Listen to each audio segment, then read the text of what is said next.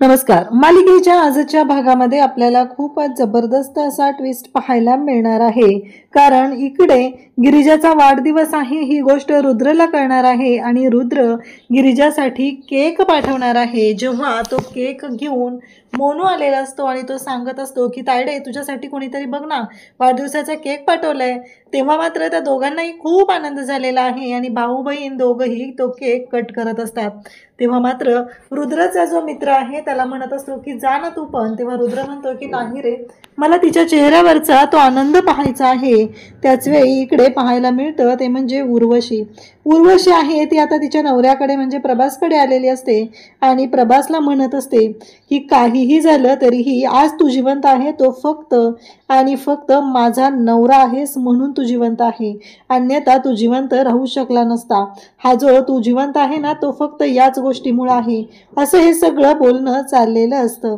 त्याचबरोबर इकडे पाहायला मिळतं ते म्हणजे गिरिजाला खूप आनंद झालेला आहे आणि गिरिजा आणि मोनू दोघंही केक कट करतात आणि ते केक खात आहेत.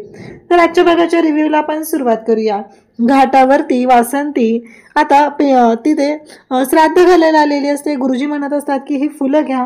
फुलं वाहिली जातात तेव्हा गिरिजा मदत करत असते.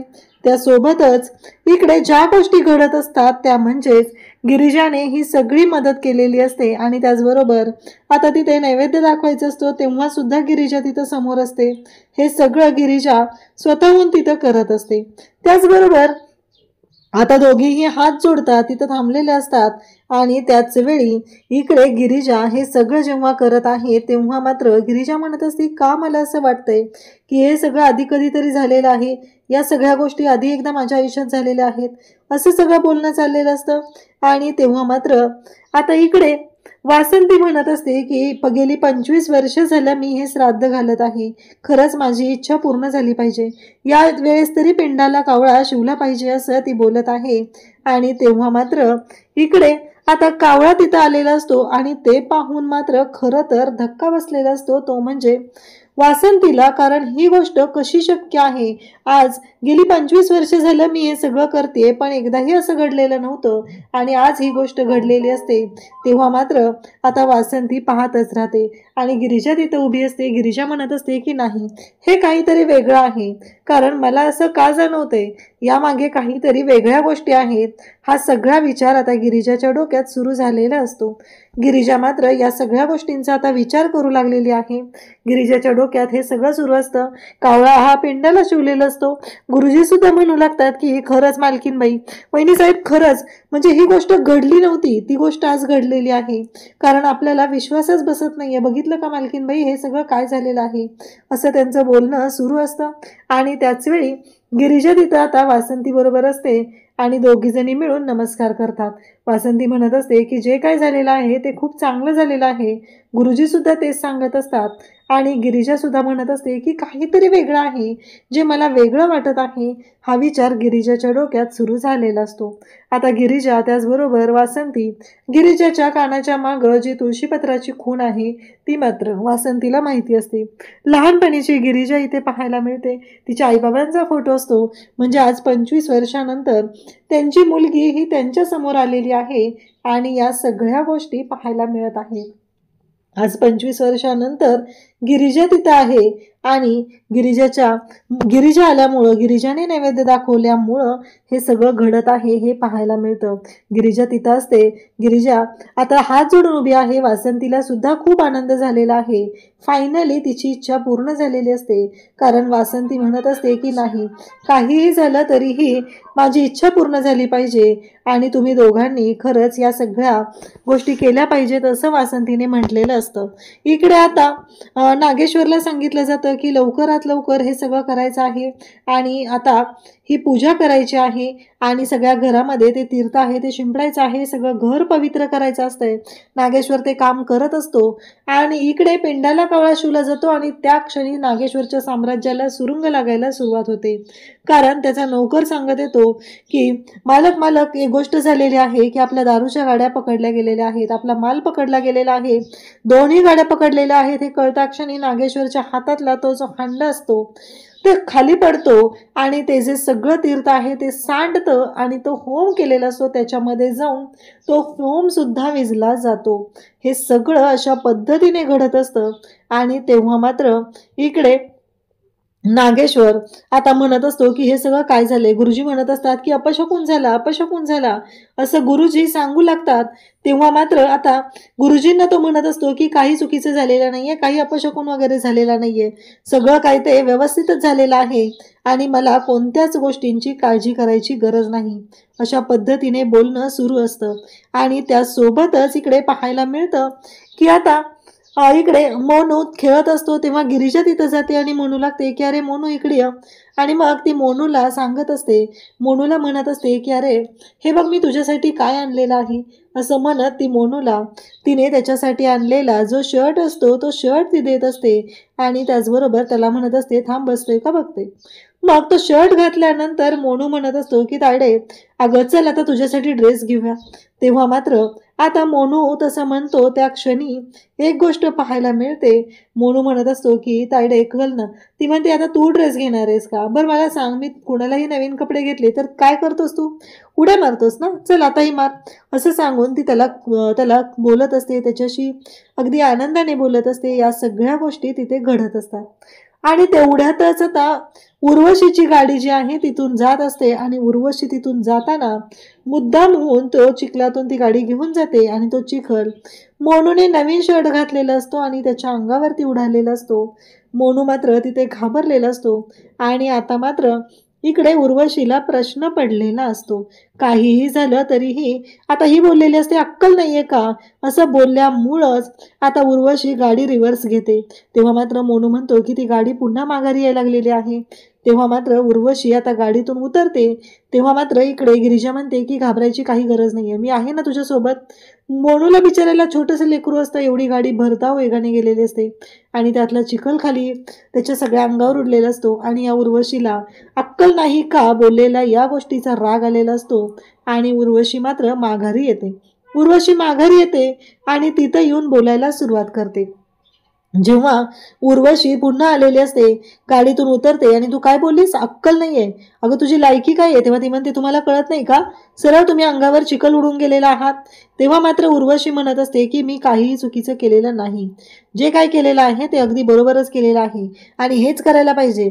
रस्त्यावरच्या कुत्र्यांवरती जर कोणी चिखल उडवला, दगड मारला तर त्यांनी भुंकायचं नसतं, एवढी साधी गोष्ट तुला माहित नाहीये. आणि असं म्हणत रस्त्यावरचं कुत्रं ती म्हणालेली असते आणि एवढंच काय, चांगला डिटर्जंट घे आणि धुवून टाक तो ड्रेस, असं ती सांगून तिथून निघून जाते. तेव्हा मात्र आता राग आलेला असतो तो म्हणजे गिरिजाला आणि तिनं ते पैसे गिरिजाच्या अंगावरती फेकलेले असतात. आता भावाप्रमाणे बहिणीमध्ये पण माज काठोकाठ भरलेलाच असतो, त्यामुळं काही शंकाच नसते. आणि त्याच वेळी आता गिरिजा मात्र ऐकत नसते. गिरिजा उठते आणि तिथं असलेला एक दगड आहे तो उचलते. आता मात्र उर्वशी घाबरलेली असते. ती म्हणत असते की नाही, काही झालं तरीही हे सगळं असं होता कामा नये, असं तिच्या डोक्यात सुरू झालेलं आहे. आणि तेव्हा मात्र इकडे गिरिजाने तो दगड समोर असलेल्या चिखलात टाकलेला असतो आणि तो सगळा चिखल उर्वशीच्या अंगावरती उडालेला असतो. आणि आता उर्वशीला अक्कल आलेली असते. तेव्हा गिरिजा म्हणते की हे कष्टाचे पैसे आहेत, हे घ्या आणि चांगला डिटर्जंट किंवा काय असतंय ना ते घ्या आणि साफ करून घ्या तुमचे कपडे. म्हणजे तिच्याच भाषेत तिला चांगलं सनसनीत असं उत्तर गिरिजाने दिलेलं असतं आणि तिला तिची लायकी दाखवलेली असते. दाखवून दिलेलं असतं की काहीही झालं तरीही गरिबांशी या पद्धतीने वागला तर त्याचा त्रास हा भोगावा लागणारच आहे. इकडे मोनू त्याचबरोबर तिथं असलेली लहान लहान मुलं सगळी लोक हसत असतात, कारण आज गिरिजाने उर्वशीला भर मार्केटमध्ये तिची लायकी दाखवलेली असते आणि चिखलाने रेडबडून पाठवलेलं असतं. ती तिथंच उभी असते. तेव्हा मात्र गिरिजा मोनूचा हात पकडते आणि त्याला म्हणते की चल मोनू, असं म्हणत त्याला घेऊन ती निघालेली असते. काहीही झालं तरी गिरिजाने आज दाखवून दिलेलं असतं की गरिबावरती जर अन्याय केला तर तो सहन केला जाणार नाही, ही गोष्ट आज गिरिजाने दाखवून दिलेली असते. इकडे आता पाहायला मिळतं की नागेश्वर हा मूर्खासारखा वागतच असतो आणि नागेश्वर घरी आलेल्या वासंतीचा हात पकडतो आणि तिला फरफटतच घेऊन येतो, कारण त्याचं असं म्हणणं असतं की हे सगळं जे काही घडत आहे ना, या सगळ्याला तू जबाबदार आहेस. या घरच्या भेद्यांचं काय करायचं असं म्हणत तो तिला घेऊन आलेला असतो आणि तिला म्हणत असतो की आता तुला दाखवतो असं म्हणत तिचा हात विरघळत असतो. ती म्हणत असते अहो माझा हात दुखतोय, माझ्या हाताला लागलेला आहे. पण या नराधमाला जराही तिची दया येत नाही. इकडे गिरिजा घरी येते, तो शर्ट धुते आणि दुसरा शर्ट त्याला घालायला देते आणि तेव्हा गिरिजा आणि त्याचबरोबर मोनू दोघंही पाहत असतात. गिरिजा म्हणत असते की मोनू दरवाजा उघडा कसा रे, मी तर दरवाजा लावला होता. तोही म्हणत असतो की तायडे हे कसं शर्ट झालं ग, मला कळणं गेलंय. असं दोघांचंही बोलणं चाललेलं असतं आणि तेव्हा मात्र इकडे दोघंही आत येतात. तेव्हा चिरंजीव आलेले आहेत म्हणत आता इकडे नागेश्वर खूपच गोड वागायला लागतो. तेव्हा तो नागेश्वर म्हणत असतो की आईंच्या हाताला लागलंय ना तुमच्या, तेच बघत होतो काय झालंय, पण त्या दाखवायलाच तयार नाहीयेत. आता किती खोटं बोलत असतो हा माणूस. म्हणजे रुद्रच्या समोर हा सगळा आव आहे, रुद्रच्या समोर त्याला त्याचा खूप चांगला चेहरा दाखवायचा आहे की मी किती चांगला आहे हे दाखवायचं असतं आणि तेच काम तो करत असतो. तेव्हा रुद्र म्हणतो की चालेल आणि तेवढ्यातच त्याच्या आत्याच्या गाडीचा आवाज येतो. रुद्र म्हणतो की आत्या आली असं म्हणत रुद्र जातो. तेव्हा नागेश्वर म्हणू लागतो जा जा, तुमचे आत्या आलेले आहेत, चिरंजीव जावा तुम्ही, कारण तिथे गेला आणि तुमचा चेहरा नाही दिसला तर तुमच्या आत्याला वाईट वाटेल ना. असं हे सगळं बोलणं चाललेलं असतं.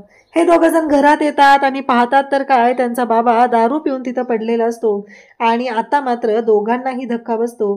कारण हे सगळं कसं शक्य आहे, मग एवढे पैसे कुठून आले, कारण त्याने चकना आणून खाल्लेला असतो, दारू पिलेली असते, खूप राडा घातलेला असतो सगळ्या घरामध्ये आणि बिचारे ही लेकरं पाहत असतात. दोघांनी काही खाल्लेलं नसतं. तो म्हणतो की बघ बरं तू सकाळी ठेवलेले पैसे ते चोरलेत का, असं रुद्र इकडे मोनू सांगू लागतो. मग गिरिजा उठते आणि पैशांची शोधाशोध करू लागते. म्हणजे तिने घरामध्ये जिथे जिथे पैसे ठेवलेले होते त्या ठिकाणी ती शोध घेत असते.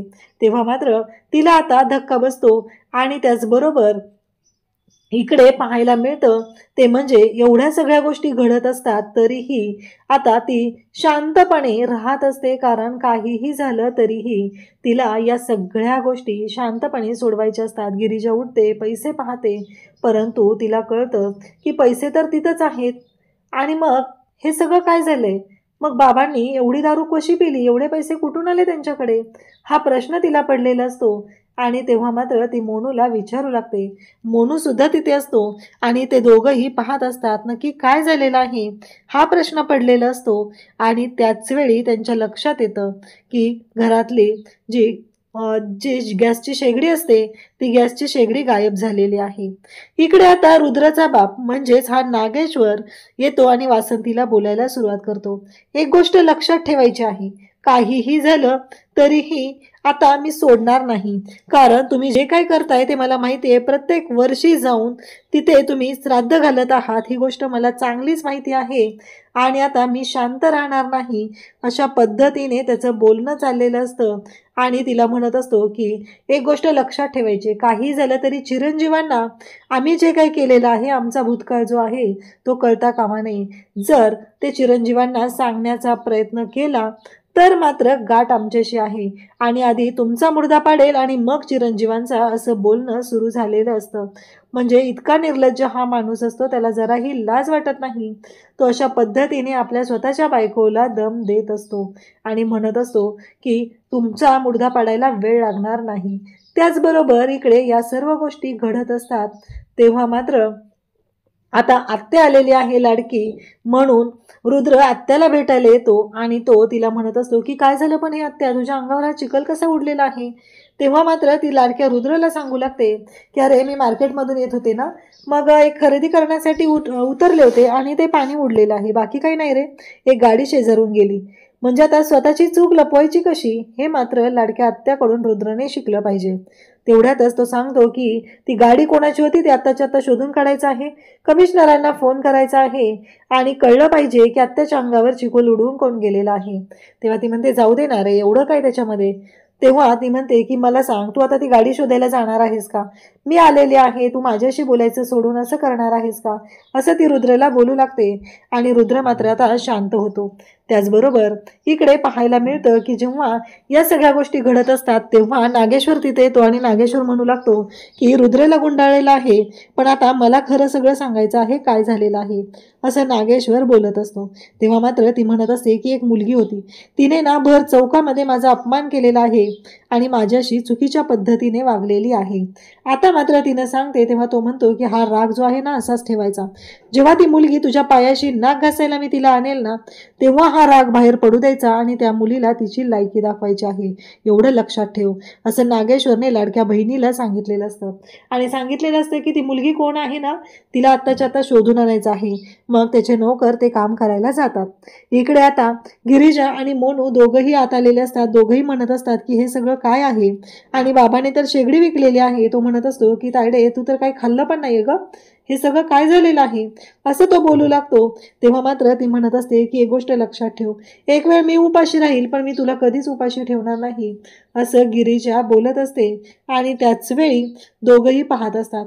इकडे आता मोनू म्हणत असतो की तायडे मला लय भूक लागली ग, आणि ते बाबाकडे येतात, त्याला बोलू लागतात. तो म्हणत असतो की काय केलंयस हे कळतंय का तुला, अरे वाढदिवस आहे रे तिचा आज, आणि आज ती उपाशी राहते, या सगळ्याला तू जबाबदार आहे बाबा, तू केलंयस हे सगळं, तुझ्यामुळे आम्हाला त्रास भोगायला लागतोय, असं तो त्याच्या बाबाला बोलत असतो. आणि तेव्हा मात्र इकडे दोघंही पाहत असतात. आणि त्यासोबतच इकडे या सगळ्या गोष्टी घडत असतात. तेव्हा मात्र दोघंही रडत असतात की आता काय करायचं. दोघंही म्हणत असतात की असा बाप आपल्या नशिबाला का आलेला आहे, हा प्रश्न मात्र पडलेला असतो. आणि त्यासोबतच या सगळ्या गोष्टी जेव्हा घडत असतात आणि तेव्हाच इकडे आता दोघंही म्हणत असतात की देवीआईच आपल्याला मार्ग दाखवेल, देवी सांगेल की आपण काय करायचं आहे, असं त्या दोघांचंही बोलणं चालू असतं. त्याच वेळेस आता रुद्र जो आहे तोही मंदिराकडे जायला निघालेला असतो. आणि मग यांच्या दारामध्ये देवीची पालखी चाललेली असते. आणि तेव्हा मात्र गिरिजा म्हणत असते की देवीआईच काहीतरी करेल, देवीआईच मार्ग दाखवेल, असं गिरिजाच्या डोक्यात सुरू असतं. आणि मग रुद्र आणि ते दोघं, रुद्र म्हणत असतो की आज मला ती पुन्हा भेटली पाहिजे, माझी खूप इच्छा आहे, असं त्याचं बोलणं चाललेलं असतं. आणि फायनली पुन्हा देवीच्या कृपेने त्यांच्या दोघांमध्ये काहीतरी नातं आहे की काय, अशा उद्देशाने दोघांची सुद्धा पुन्हा पुन्हा भेट होत असते. आणि मग रुद्रने आता केक पाठवलेला असतो. इकडे मोनू तो केक घेऊन येतो आणि तिला देतो आणि म्हणतो तायडे तुझ्या वाढदिवसासाठी केक पाठवलाय ग, कोणी पाठवलाय नाही माहिती, आणि मग पाठवलेला केक आहे तर आपण तो कट करूया, असं गिरिजा ठरवते. आणि मग ती केक कट करायला घेते. रुद्र आणि त्याचा मित्र लांबून हे सगळं पाहत असतात. तेव्हा त्याचा मित्र म्हणत असतो की अरे जा ना तू, असं काय करतोयस, इकडून काय पाहतोयस. तेव्हा रुद्र म्हणत असतो की नाही, कारण तिच्या चेहऱ्यावरचा जो आनंद आहे ना तो पाहण्यासारखा आहे, आणि तो आनंद तिच्या चेहऱ्यावरचा मला पाहायचा आहे, असं तो सांगत आहे. त्यासोबतच इकडे आता पोतराज आणि जोगते रुद्रच्या घरी आलेले आहेत. त्याला सांगितलं जातं की तो कोणती किंमत मोजायला तयार आहे, तुला जे हवं आहे ते मिळणार असेल, तुला पाहिजे असेल तर त्यासाठी कोणती किंमत मोजायला तयार आहे, हा प्रश्न त्याला विचारला जातो. म्हणजे हे सगळं साम्राज्य त्याला मोजावं लागेल, अशा अर्थाने तो प्रश्न असतो. आणि त्याच वेळी रुद्र मात्र शांत झालेला असतो, तो पाहत असतो. तर इकडे आता वाट लागलेली असते ती म्हणजेच नागेश्वरची. नागेश्वरला प्रश्न पडलेला असतो आणि तो म्हणत असतो की माझ्याशी गद्दारी केलेली आहे तर त्याला सोडणार नाही, असं नागेश्वर बोलत असतो. आणि त्याच वेळी आता उर्वशी जी आहे ती प्रभासकडे आलेली असते आणि म्हणत असते की माझा नवरा आहे म्हणून तुला जिवंत ठेवलेला आहे, अन्यथा तुझी अवस्था काय झाली असती ना याचा विचार कर, असं सगळं बोलणं चाललेलं असतं. आणि तेव्हा मात्र इकडे गिरिजा आणि त्याचबरोबर याच्या आयुष्यात आनंदाचा क्षण आलेला आहे आणि गिरिजा आणि मोनू दोघंही केक खात आहेत. अशाच अपडेटसाठी चॅनलशी कनेक्ट राहा. थँक्यू.